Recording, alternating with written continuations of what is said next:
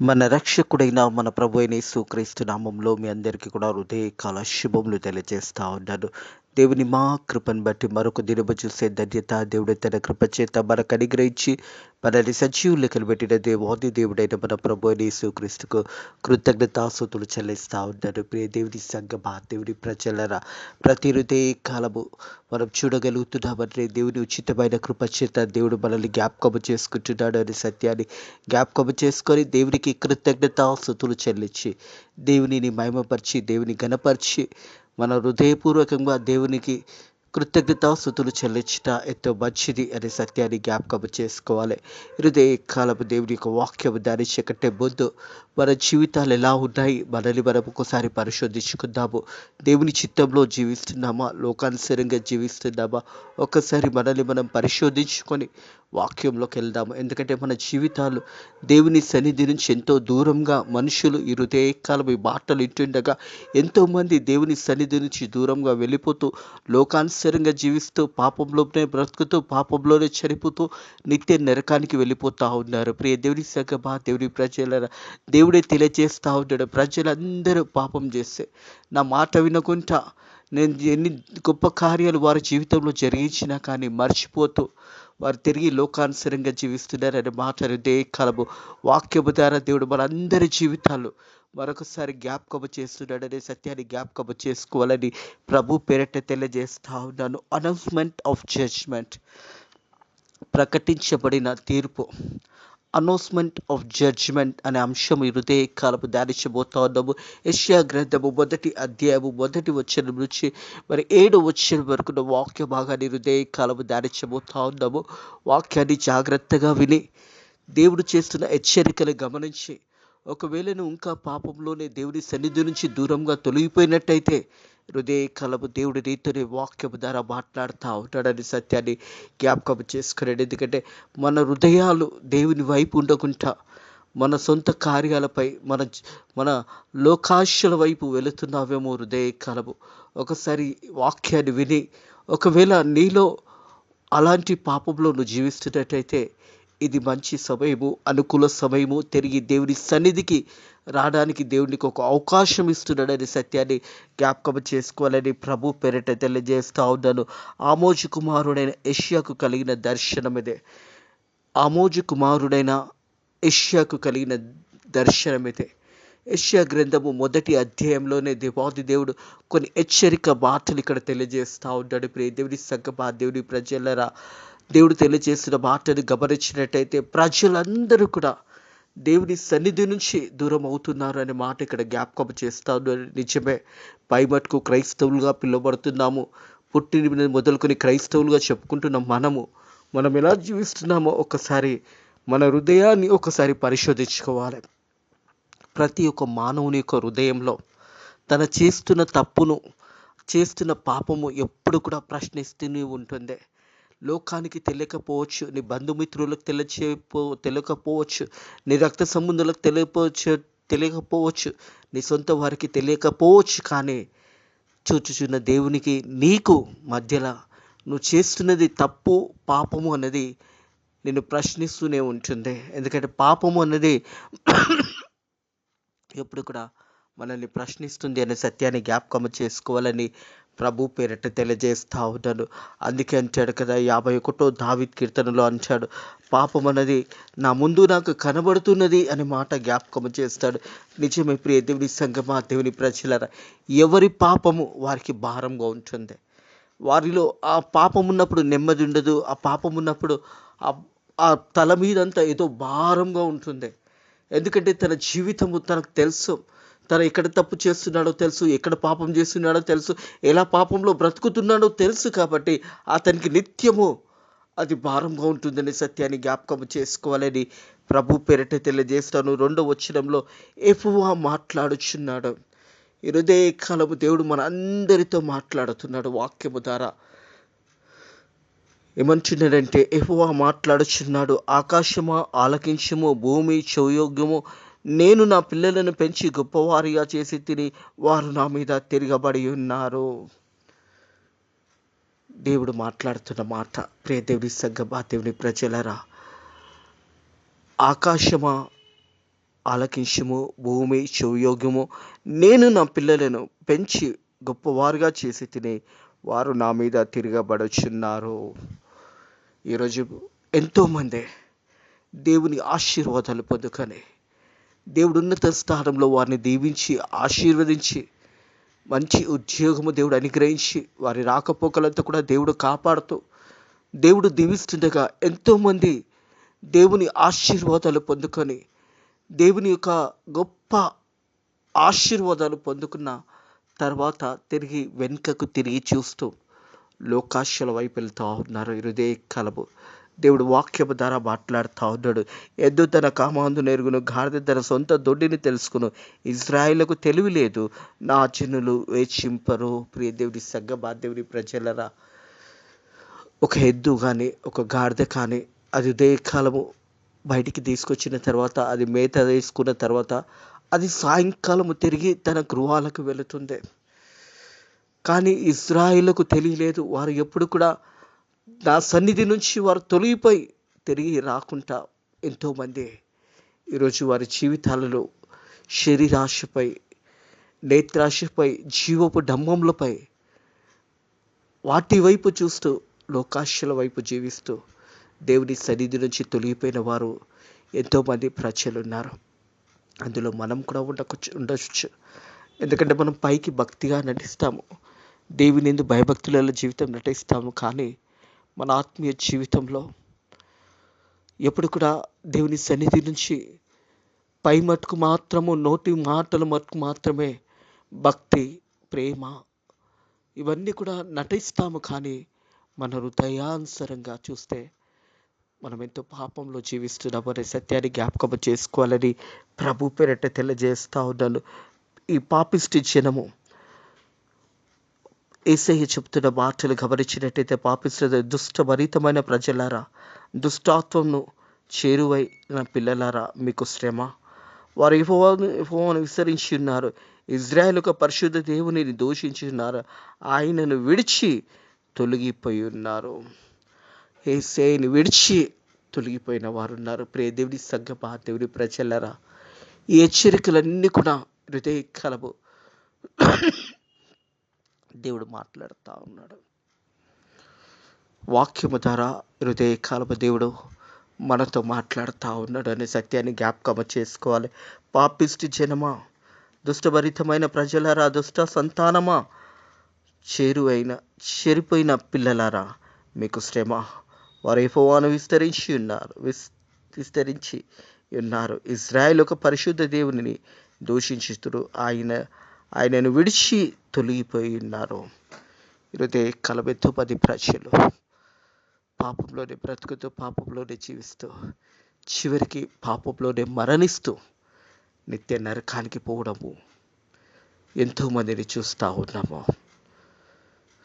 ఒక మనిషి యొక్క జీవితము పుట్టినప్పుడు ఏమీ తెలియదు.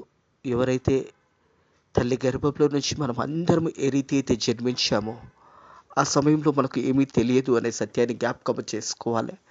21st డే కానీ, పేరు పెట్టడం కానీ, ఆ సమయంలో చిన్న బిడ్డలకు ఏమీ తెలియదు, తల్లిదండ్రులు చేస్తారు. ఒక యవనస్తుడు పెద్దగైన తర్వాత, దేవుని సన్నిధిలో రక్షణ పొందుకున్న తర్వాత తన జీవితం అనేది మొదలవుతుంది.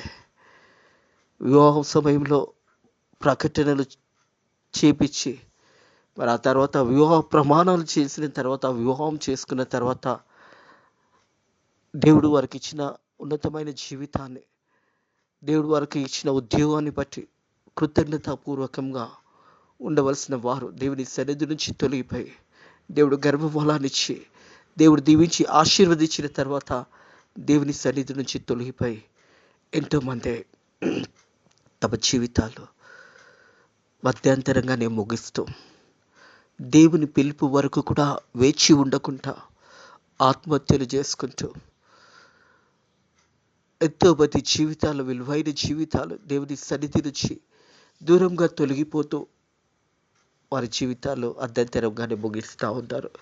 ప్రియ దేవుని సంగమా, దేవుని ప్రజలారా, కొన్ని సందర్భంలో లోకాశల వైపు వెళ్తున్నప్పుడు, లోకాశల వైపును త్రాగుతూ తిరుగుతూ నిష్టానుసారంగా జీవిస్తున్నప్పుడు కొన్ని రోజుల తర్వాత, కొన్ని సంవత్సరముల తర్వాత నీ శరీరం అంతా కూడా పాడైపోతుంది. భయంకరమైన పాపం అనేది నీ జీవితంలో నిలిచిపోతుంది. ఆ సమయంలో నీ శరీరం అంతా కూడా బలహీనపరిచిపోతుంది. ఆ సమయంలో ఈ లోకం నుంచి నువ్వు వెళ్ళిపోవాల్సి వస్తున్నప్పుడు ఏమి వదిలేసి వెళుతున్నావో ఒక్కసారి ఆలోచించండి. ఒక మనిషి పుట్టినప్పుడు ఏమీ తెలియదు, జీవించిన తర్వాత ఏమీ తెలియదు, కానీ చనిపోయిన తర్వాత తన జీవితం అంతా కూడా బయటికి వస్తుంది. అది వాక్యం అంటుంది, ఒకని జన్మదినము కంటే మరణ దినం ఎంతో మేలు. నిజమే, ఒక మనిషి జన్మించినప్పుడు ఏమీ తెలియదు, కానీ తన జీవిత విధానం అన్నది, జీవించిన విధానం అన్నది తను చనిపోయినాకనే తెలుస్తుంది అనే సత్యాన్ని జ్ఞాపకం చేసుకోవాలి. ఇక్కడ దేవుడు పలుకుతున్న మాట, పాపిష్టి జనమా, దుష్టభరితమైన ప్రజలారా, దుష్ట సంతానమా, చెరిపోయిన పిల్లలారా, మీకు శ్రమ. వారు యెహోవా సన్నిధిని విసర్జించి ఉన్నారు. ఇజ్రాయేల్ ఒక పరిశుద్ధ దేవుని దూషించారు, ఆయనను విడిచి తొలగిపోయినారు. నిత్యము తిరుగుబాటు చేయొచ్చు, మీరు ఎలా ఇంకా కట్టబడుదురు అనే మాట జ్ఞాపకం చేయబడుతుంది. నిత్యము దేవుని సన్నిధి నుంచి తొలగిపోతూ ఎలా మీ జీవితాలు మీరు కట్టుకుంటారు? పాపంలోనే జీవిస్తూ, పాపంలోనే బ్రతుకుతూ, పాపంలోనే మీ జీవితాలు సాగిస్తున్నారు అనే మాట జ్ఞాపకం చేస్తా ఉంటాడు. ప్రియ దేవుని సంఘం, ప్రతి వాడు నడువెత్తి వ్యాధి కలిగి ఉన్నాడు. ప్రతి వాని గుండె బలహీనమైన, ప్రతి వాని గుండె బలహీనమైపోయింది. ఎందుకంటే దేవుని మార్గం నుంచి తొలగిపోయి, దేవుని సన్నిధి నుంచి తొలగిపోయి, ఇష్టానుసారంగా జీవిస్తూ లోకాశల వైపు జీవిస్తున్న వారి జీవితాలు ఎలా ఉన్నాయని దేవుడు జ్ఞాపకం చేస్తూ ఉన్నాడు. నిత్యము తిరుగుబాటు చేయొచ్చు, మీరు ఎలా ఇంకా కట్టబడుదురు. ప్రతి వాడు నడుమెత్తి వ్యాధి కలిగి ఉన్నాడు. ప్రతి వాని గుండె బలహీనమైపోయింది. పాపంలో జీవిస్తూ, పాపంలో బ్రతుకుతున్న వారి జీవితాలు బలహీనమైపోతాయి. గుండె కూడా బలహీనమైపోతుంది. ఎప్పుడు చూసినా ఇతరులను బాధ పెట్టడము, ఇతరులకు శ్రమలు కలిగించడము, ఇతరులకు కష్టాలు కలిగించడము, ఇవన్నీ కూడా మనిషి యొక్క గుండెని కూడా బలహీనంగా చేయబడుతుంది. దేవుని మార్గం నుంచి తొలగిపోయిన ఆ ప్రజలు, ప్రతివాడు నడుమెత్తి వ్యాధి కలిగి, ప్రతివాని గుండె బలహీన, అరకాలు మొదలుకొని తల వరకు స్వస్థత కొంచెమైనా లేదో. అరకాలు మొదలుకొని కాలు వరకు, తల నుంచి కాళ్ళ వరకు ఏమాత్రము స్వస్థత లేదు.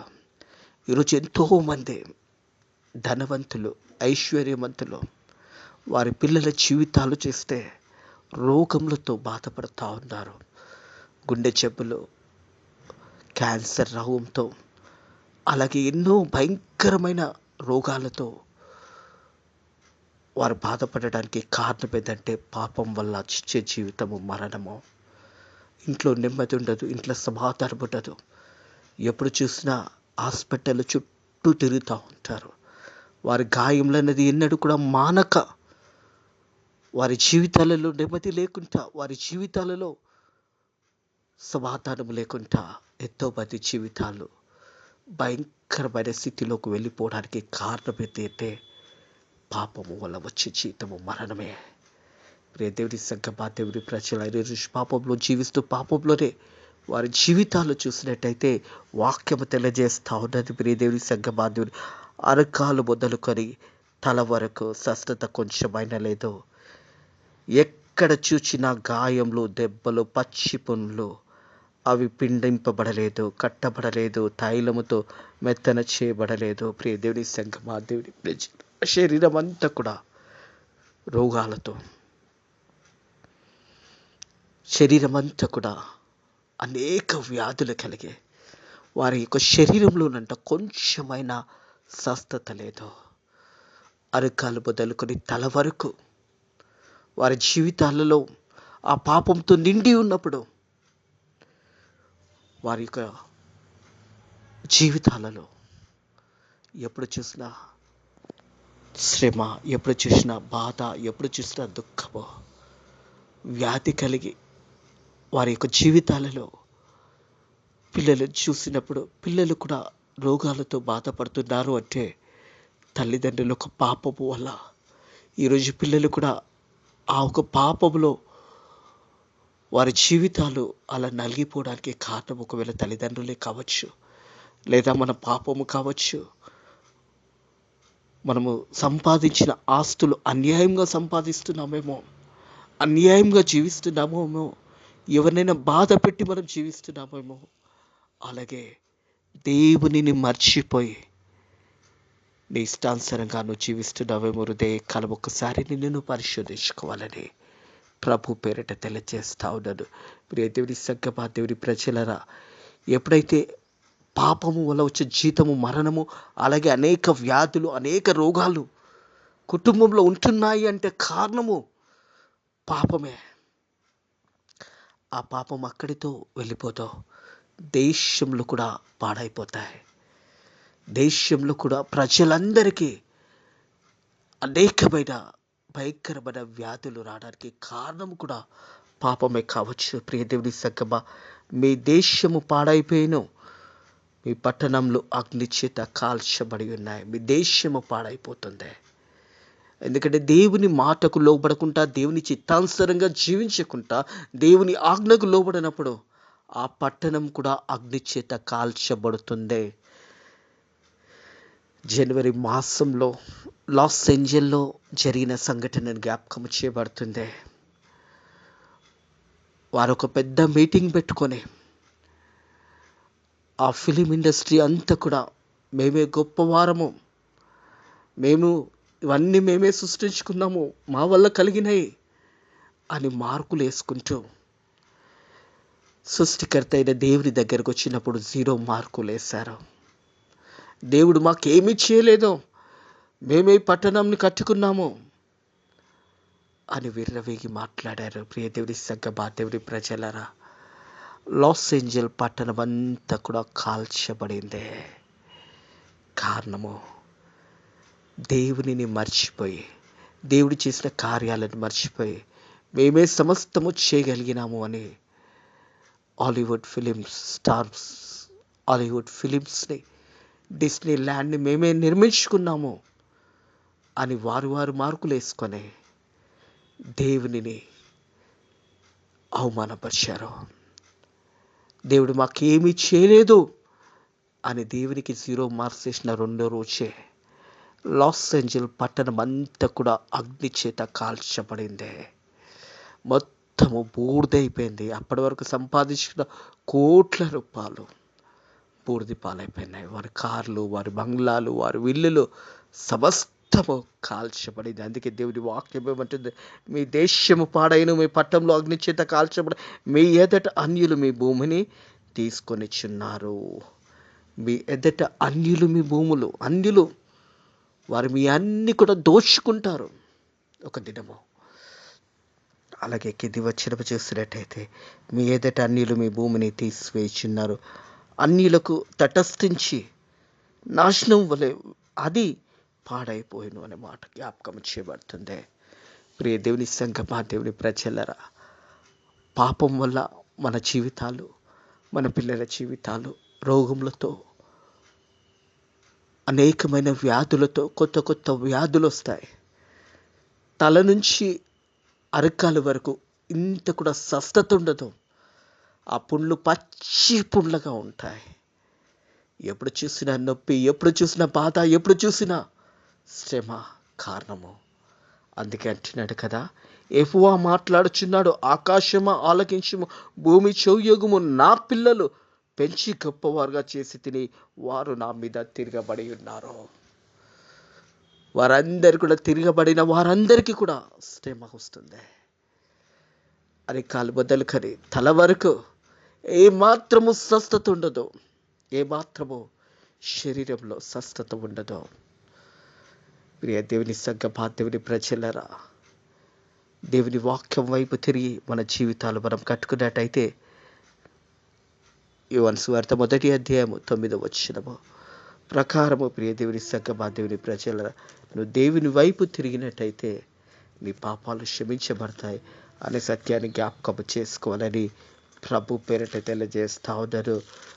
యోహాను రాసిన పత్రిక 1వ అధ్యాయం 9వ వచనము, మన పాపములు మనం ఒప్పుకునే యెడల ఆయన నమ్మదగినవాడు నీతిమంతుడు గనక ఆయన మన పాపములను క్షమించి సమస్త దుర్నీతి నుంచి మనల్ని విడిపిస్తాడు. ఒక గొప్ప అవకాశం ఉన్నది. ఈ కాలం కూడా యేసయ్య తండ్రి కుడి పార్శ్వంలో కూర్చొని 2 చేతులు చాపి నిన్ను నన్ను పిలుస్తా ఉన్నాడు. నువ్వు ఎంత పెద్ద పాపివైనా కానీ ఒక శుభవార్త నీకు వినపడుతుంది. నీ పాపాలను క్షమించడానికి యేసయ్య సిద్ధంగా ఉన్నాడు. నువ్వు నోరు తెరిచి, ప్రభువా నేను పాపిని ప్రభువా, ఇన్ని రోజులు నేను లోకానుసారంగా జీవించాను, నాకు నెమ్మది లేదు, నాకు శాంతి లేదు, నాకు సమాధానం లేదు, నా రూమ్లో ఎప్పుడు చూసినా భయంకరమైన స్థితిలో ఉన్నాము, అనేకమైన రోగములతో మేము బాధపడుతున్నాము, వ్యాధులతో బాధపడుతున్నాము, పచ్చి పుండ్ల వల్ల ఉన్నాయి. యేసయ్య అవును ప్రభువా నేను పాపం చేశాను, నా పాపంలో క్షమించు అని నువ్వు ప్రార్థన చేసినట్టయితే కలబేసే నీ పాపాలు క్షమించడానికి సిద్ధంగా ఉన్నాడు. నువ్వు నోరు తెరిచి, నువ్వు ఎవరైనా కావచ్చు, క్రైస్తత్వం అనేది ఒక కులము కాదు, ఒక మతము కాదు, సర్వలోకానికి సృష్టికర్త అయిన దేవాది దేవుడు. కాలము నువ్వు ఒకవేళ నువ్వు పాపంలో బ్రతుకుతున్నట్టయితే 51 దావీదు కీర్తన, దావీదు తన పాపం చేసినప్పుడు ప్రాయశ్చిత్తం పొందుకున్న కీర్తన. దావీదుని క్షమించిన దేవాది దేవుడు నిన్ను నన్ను క్షమించడానికి కూడా దేవుడు సిద్ధంగా ఉన్నాడు. ఇది అనుకూల సమయము, ఇది మంచి సమయము. ప్రియ సహోదరుడా, ప్రియ సహోదరి, ప్రియ అన్న, ప్రియ చెల్లి, ప్రియ అక్క, ప్రియ తమ్ముడు, దేవుడు నేను క్షమించడానికి సిద్ధంగా ఉన్నాడు. అందుకే అంటున్నారు కదా, వాక్యం అంటా ఉంది, మిమ్మల్ని కడుకునండి, శుద్ధి చేసుకునండి, మీ దోషములు నాకు కనబడకుండా వాటిని తొలగింపుడే. ఇదే మంచి అవకాశము దేవుడు నీకు ఇస్తా ఉన్నాడు. నీ పాపములను క్షమించడానికి దేవుడు సిద్ధంగా ఉన్నాడు. నువ్వు నోరు తెరిచి నీ పాపాలు ఒప్పుకున్నట్టయితే యేసయ్య నీ పాపాలు క్షమించి సమస్త దుర్నీతి నుంచి మిమ్మల్ని విడిపించి మిమ్మల్ని పవిత్రులుగా చేయడానికి యేసయ్య సిద్ధంగా ఉన్నాడు. ఒకవేళ నువ్వు దేవుని సన్నిధి నుంచి, దేవుని మార్గం నుంచి తొలగిపోయినట్టయితే తిరిగి యేసయ్య నిన్ను పిలుస్తూ ఉన్నాడు. తిరిగి నువ్వు యేసయ్యతో వచ్చినట్టయితే నీ జీవితము, నీ కుటుంబము రక్షించబడుతుంది. అట్టి కృప దేవుడు మీకును మీ కుటుంబములకు అనుగ్రహించునుగాక. ఆమేన్. ప్రార్థన చేసుకుందాము. Thank you Lord, thank you Jesus, thank you Holy Spirit. పరిశుద్ధుడ దేవాన్ని వాక్యము ద్వారా మాతో మాట్లాడి, హెచ్చరిక మాటల ద్వారా మాతో మాట్లాడి, తిరిగి నా దగ్గరకు వచ్చినట్టయితే మీ పాపాలు క్షమిస్తానని వాక్యము ద్వారా మాతో మాట్లాడి మనల్ని బలపరిచిన దేవా నీకు వందనములు, స్తోత్రములు తండ్రి. వాక్యం విన్న బిడ్డలు ఎవరైనాను నీ సన్నిధి నుంచి తొలగిపోయినట్టయితే తిరిగి ఆ బిడ్డలు నీ వైపు వస్తున్నట్టయితే తండ్రి నువ్వు వారిని క్షమిస్తున్నందుకు నీ కృతజ్ఞతాస్తుతులు. వారి నోరు తెచ్చి పాపంలో ఒప్పుకున్నప్పుడు వారిని సమస్త దుర్నీతి నుంచి విడిపించి తిరిగి నువ్వు పవిత్రులుగా ఆ బిడ్డలను చేయబోతున్నందుకు కూడా నీకు కృతజ్ఞతాస్తుతులు చెల్లిస్తున్నాను తండ్రి. వాక్యం విన్న బిడ్డలందరూ కూడా తండ్రి వారి వాక్యం ద్వారా వారు విని ఒకవేళ నీ సన్నిధి నుంచి తొలగిపోయిన ప్రతి వారు కూడా తిరిగి నీ వైపు వస్తుండగా నేను ఆ బిడ్డలను దీవిస్తూ ఆశీర్వదిస్తున్నందుకు కూడా నీ కృతజ్ఞతాస్తుతులు చెల్లిస్తూ నజరేయుడైన యేసుక్రీస్తు నామములో ఈ ప్రార్థన వేడుకుంటున్నాము తండ్రి. ఆమేన్. మన తండ్రి యొక్కయు, కుమారుని యొక్కయు, పరిశుద్ధాత్మ యొక్కయు త్రియేక దేవుని సకల దీవెనలు, సకల ఆశీర్వాదాలు మీకు, మీ కుటుంబములకు ఎప్పుడు ఎల్లప్పుడూ సదాకాలము తోడై నీడైండును గాక. ఆమేన్.